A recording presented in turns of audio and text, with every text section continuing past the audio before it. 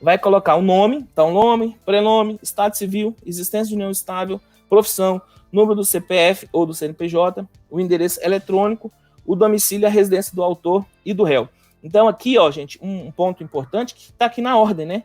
O nome, na hora que você for fazer lá a sua petição, você vai colocar lá seu nome, aí você vai colocar nome, sobrenome, estado civil, se tiver união estável, né? Se tiver união estável, profissão, o número do CPF, entendeu? Normalmente a gente põe aqui a profissão, aí a gente põe o cargo, né? Perito judicial, aí depois a gente põe o número do CRC, do Corecon, do CRA, para depois a gente colocar o CPF. Então tá aqui, tá aqui o modelinho de como você tem que fazer. Os fatos e os fundamentos, né, jurídicos do pedido. Aí, aqui, ó. O tipo de... Então, o cara primeiro coloca lá o autor, né? Vai colocar o nome do autor, fulano de tal, RG tal, que mora em tal lugar, representado por advogado, número tal. Propõe a seguinte... Aí vai colocar o nome da ação, o tipo de ação. Ação revisional com repetição em dobro, ação revisional...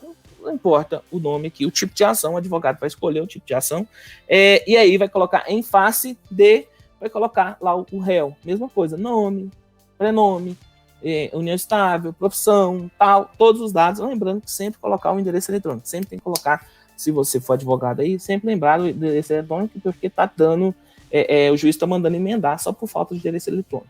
Aí ele vai, primeira coisa, que a parte na petição inicial ela tem que apresentar, as preliminares. Ele diz que é preliminar. Preliminar é o seguinte, o cara vai pedir justiça gratuita. Então, na hora que você for ler a petição inicial, você tem que saber disso aqui, porque vai estar lá, o cara pedindo justiça gratuita. Ele pediu justiça gratuita, está lá na preliminar. Se ele pediu justiça gratuita, você já sabe que a gente pega o processo quando está lá na frente, né? Mas na petição inicial, o cara já pediu justiça gratuita, você já sabe, olha, eu tenho que ver se o juiz deu alguma interlocutória aceitando esse pedido de justiça gratuita da pessoa aqui. E se aceitou o pedido de justiça gratuita, aí você já vai ficar com a orelha em pé por causa dos seus honorários. Então, tá lá. Primeiro, que normalmente o pessoal coloca lá. Prioridade para idoso, coloca lá na preliminar.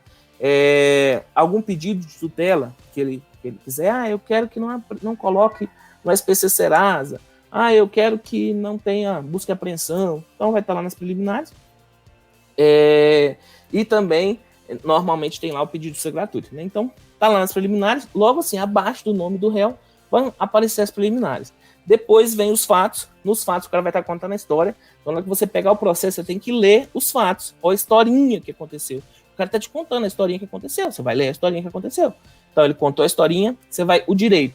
Edilson, o direito eu preciso ler? Se você estiver começando a sua atuação, você precisa ler. Então a resposta é assim. Se você estiver começando a sua atuação como perito judicial, sim, você precisa ler do direito, pra você entender do direito. Aí eu já tô há 50 anos fazendo esse negócio aqui. Você já, na hora que você vê a declaração, você já sabe. Na hora que você vê a história, você já sabe o que o cara tá pedindo. Mas, se você estiver começando, aí é importante você fazer um resumo. Vai colocar, olha, isso, resumo, tá? Resumo mesmo. Na faculdade chama fichamento, né? Fichamento. Faz um fichamento daquilo que tá lá na petição inicial. O que ele contou, qual foi o direito que ele veio pedindo. Depois aparece sempre as tutelas, né, as tutelas antecipadas, o cara vai pedir, não escreve meu nome no SPC, não dê busca e apreensão, não isso, não aquilo, vai estar lá na tutela, depois ele faz os pedidos, gente, faz fechamento pedido. Importante você lembrar quais são os pedidos, por quê?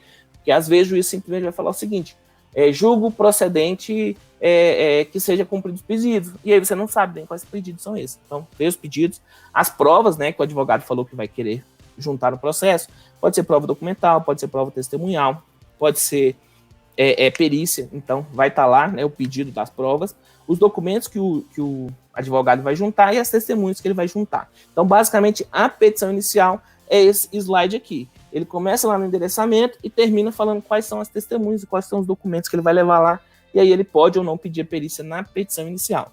Normalmente, modelinho, como a gente vive de modelinho, né, o advogado já vai apresentar o pedido da perícia na petição inicial. Mas se não tiver, saiba que ele pode pedir isso posteriormente também.